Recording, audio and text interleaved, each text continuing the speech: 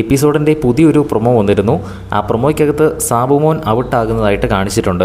ഇന്ന് ലാലേട്ടൻ വന്ന ഒരു എപ്പിസോഡിൽ ലാലേട്ടൻ ഒരു പ്രഖ്യാപനം നടത്തിയിരുന്നു. ടിക്കറ്റ് ടു ഫിനാലെ ടാസ്കുകൾ ഇപ്പോൾ തന്നെ ആരംഭിക്കുകയാണ്, ഇന്നതിൻ്റെ ആദ്യഘട്ടം ഉണ്ടാകുമെന്ന് ലാലേട്ടൻ പ്രൊമോയ്ക്കകത്ത് പറയുന്നുണ്ട്. അപ്പോൾ ഈ ഒരു ടിക്കറ്റ് ടു ഫിനാലെ ടാസ്ക് നടക്കുമ്പോൾ ഓരോരുത്തരും പെർഫോം ചെയ്യുന്നത് പ്രൊമോയ്ക്കകത്ത് കാണിച്ചിട്ടുണ്ട്. അതിലേറ്റവും അവസാനം സാബുമോൻ ഈ ഒരു ടിക്കറ്റ് ഫിനാലയിലെ ആദ്യ റൗണ്ടിൽ നിന്ന് പുറത്താകുന്നത് ക്ലിയർ ആയിട്ട് തന്നെ കാണിച്ചിട്ടുണ്ട്. ഒരു ബോൾ ടെന്നീസ് ബാറ്റിൽ ബാലൻസ് ചെയ്ത് പിടിച്ച് ഇപ്പുറം ഇരിക്കുന്ന ബൗളിൽ കൊണ്ടിടുക എന്നതാണ് ടാസ്ക്.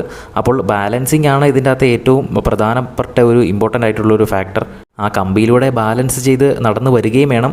അതേ ടൈമിൽ കൈ ഉപയോഗിച്ച് ആ ഒരു ടെന്നീസ് ബോൾ ബാറ്റിൽ ബാലൻസ് ചെയ്ത് നിർത്തി നേരെ ഓപ്പോസിറ്റ് ഇരിക്കുന്ന ബൗളിൽ കൊണ്ട് നിക്ഷേപിക്കണം.